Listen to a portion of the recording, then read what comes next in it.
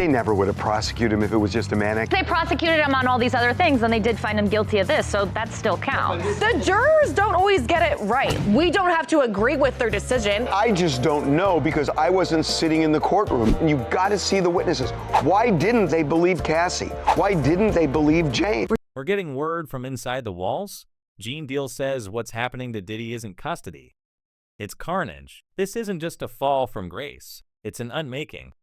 According to Diddy's own former bodyguard, the man once surrounded by velvet ropes and white tablecloths is now pacing in a 10 by 10 where the only thing he can't buy is mercy.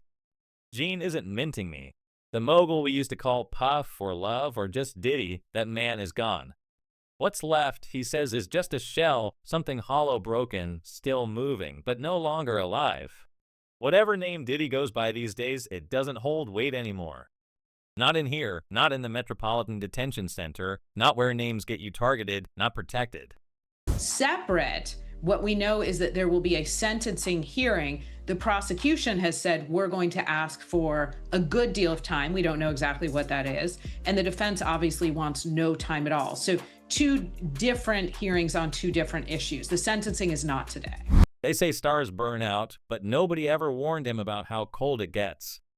Afterward gone are the entourages, the Maybachs, the yes men, and paid lovers. What's here instead?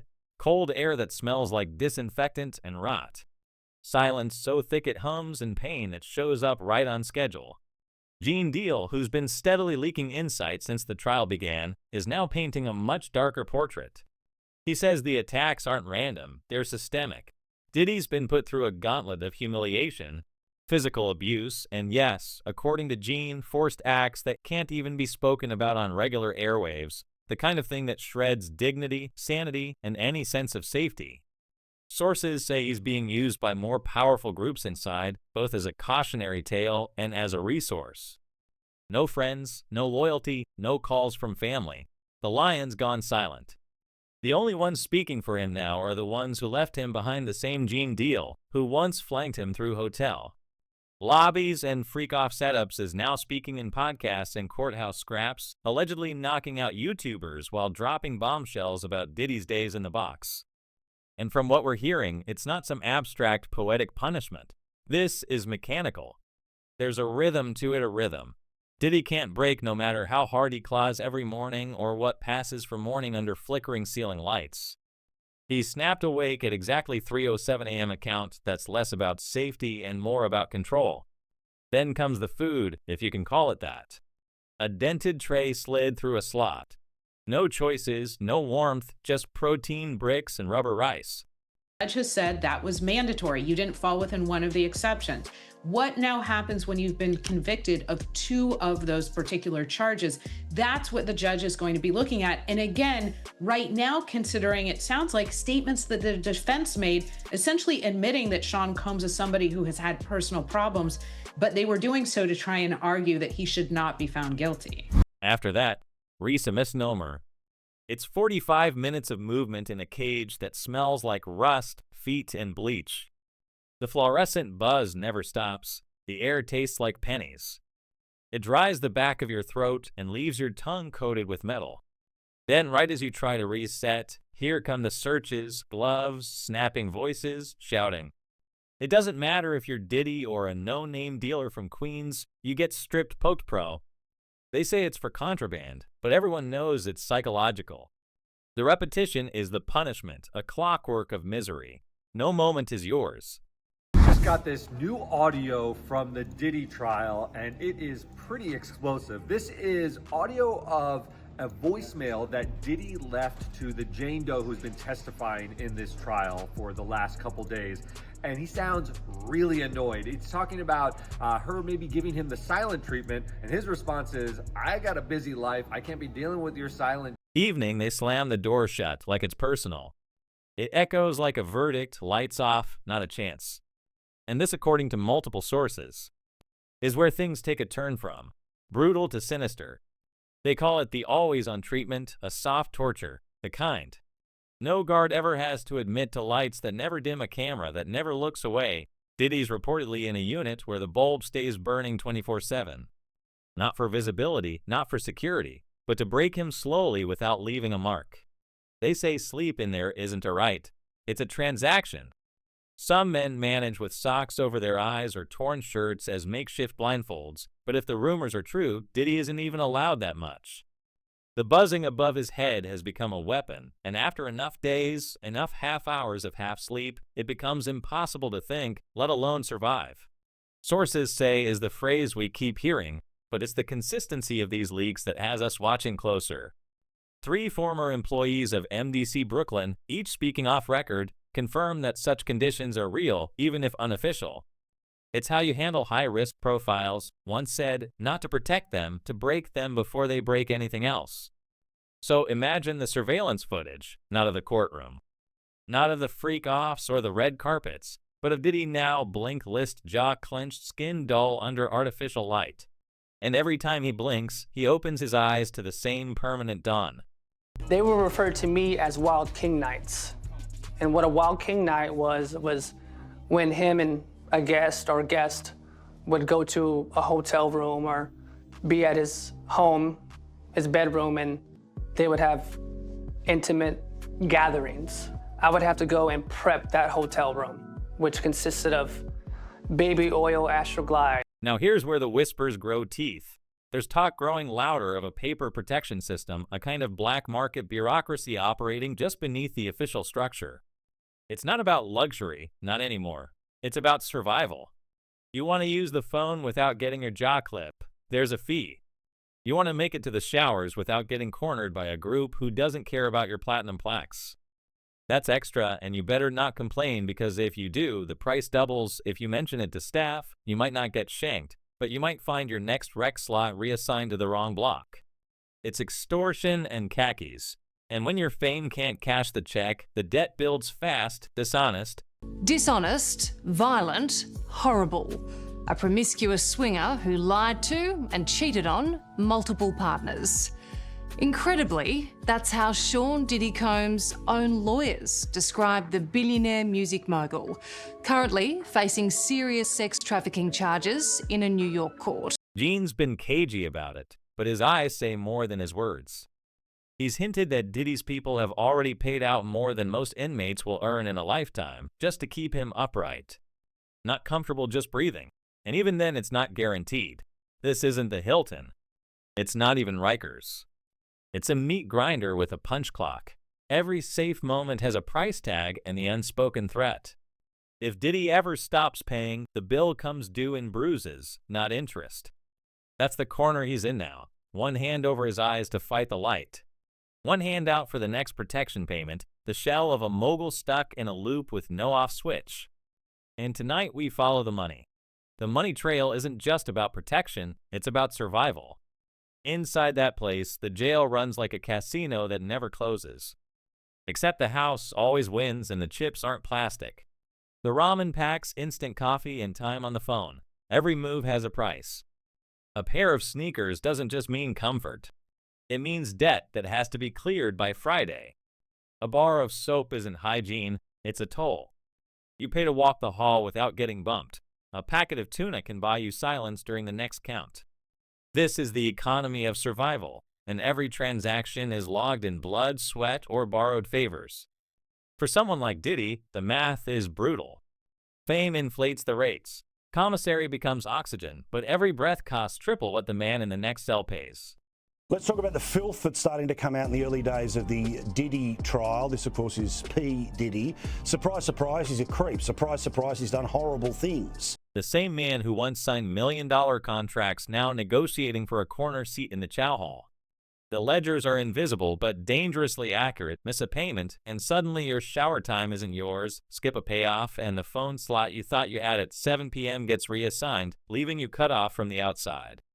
Again, insiders whisper that the most dangerous currency isn't food or sneakers, but goodwill. Once you burn through it, the debt collectors arrive. And in here, they don't carry clipboards, they carry scars. The higher you once flew, the harder to fall. And nobody's falling harder than him. If the outside world is supposed to be your anchor, then what happens when the rope snaps? That's where we land next, because abandonment is the shadow that stalks Diddy even harder than fluorescent lights, calls that go unanswered. Lawyers who once promised to fight suddenly sounding tired like they've run out of hours. They want to build publicists who built entire careers on spinning his chaos, now refusing to pick up the phone collaborators' names. We all know voices. We've all sung along to pretending they never knew the number. A decade of red carpets, flashes, and a list smiles dissolving into one blinking light on a jailhouse handset. That light keeps flashing, but no one's on the other end. The centerpiece of a lot of what happened during direct testimony were freak-offs. And what the prosecution tried to show was that he forced and or coerced her into doing these freak-offs. And we've talked about this earlier this week, that at least my opinion is that in a lot of these, the prosecution just didn't close the loop. It was something. We can practically see the montage, old clips of him draped in diamonds, crowds screaming the mogul who turned every room into a stage cut to today. Bare hands gripping a steel phone voice breaking as it hits another automated message. The same industry that once tripped over itself to be seen next to him is now sprinting to hide. They've scrubbed his name from playlists, delayed projects, removed photos from feeds. They don't want to be dragged down into the mud with him, and what hurts most, he knows it. He can feel every silence, every delay, every message marked. No comment for a man who built an empire on connection. The disconnect is louder than any cell door slamming. Oh, Terrence Howard appeared on the PBD podcast with Patrick Bet-David, and the episode, this premiered on April 4th. Definitely making the rounds because in this episode, Terrence Howard describes an interaction with Diddy where he says that he believes that Diddy was trying to have sex with him. Let's take a listen. Puffy invited me for weeks, asking me to come and wanted me to be his acting coach for a while. Without that outer circle holding him up, the inside gets sharper. That paper protection pipeline we mentioned, it grows teeth when nobody outside is watching the bills. The absence of allies means the interest climbs the favor, stretch thinner, and the risks multiply. A former staffer who claims ties to the MDC hinted that high-profile inmates without external backers often become fair game within weeks. Documents hint that Diddy's commissary accounts have already been drained faster than most. Patterns imply he's been forced into deals where he pays twice for the same safety, just to avoid being marked as an easy target. The lights never dim, the debts never stop, and the result is a man unraveling frame by frame. That's the cool compound interest of this punishment. Sleep deprivation from the always-on bulb is one. Tax, the constant extortion for protection, is another. Add them together and you get deterioration. You can measure in days, not months. Sources close to the tier describe him as not there, a shell walking on autopilot. Eyes dull, voice reduced to mumbling. Whether that's exaggeration or not, the implications are clear. Without advocates outside and allies inside, the system grinds down even the most powerful names. And in Diddy's case, it's doing so under a spotlight that never shuts off. That was all the people that went to the Puffy parties. That was all the people that did all those things thinking that there was never going to be a consequence for what they were doing. Got punked out and pimped out by some greater desire. You shouldn't have a greater desire than being a man.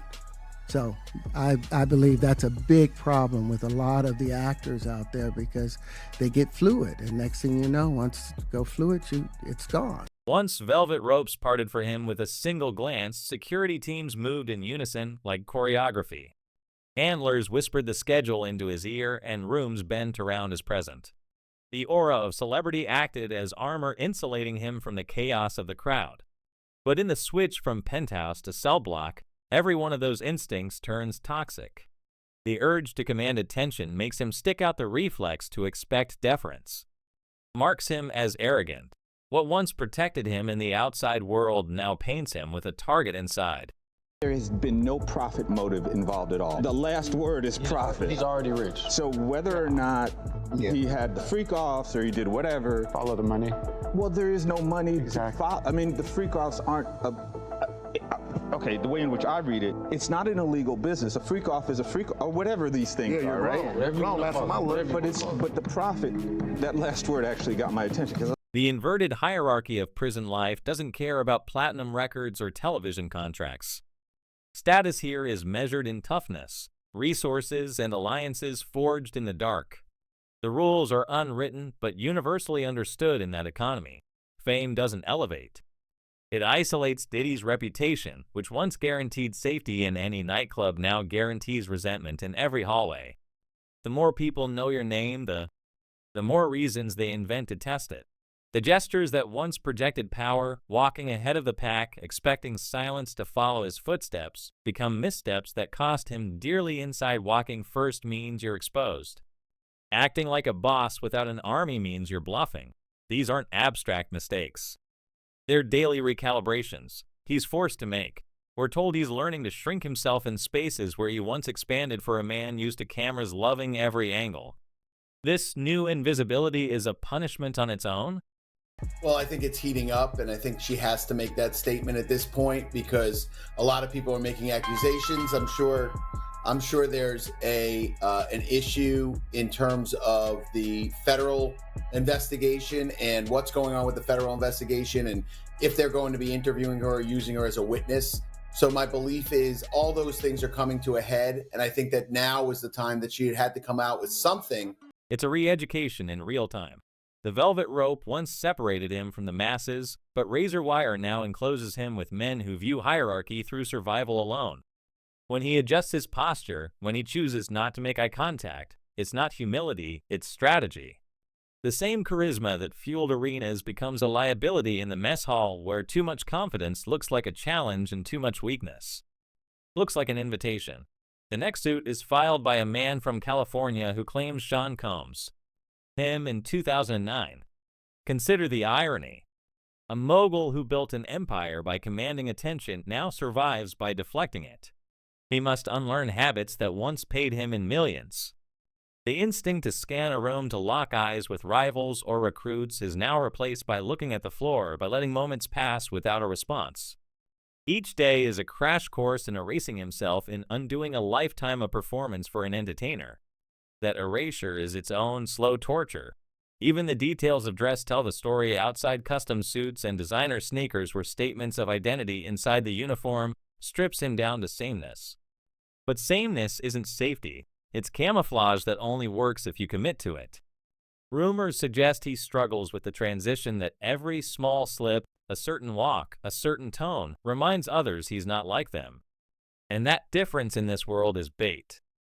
And in their complaint, Diddy's attorneys were saying that NBC Universal made the assumption that their client has committed numerous heinous crimes, including serial murder, R of minors, and S trafficking of minors. Fame, instead of offering immunity, ensures surveillance.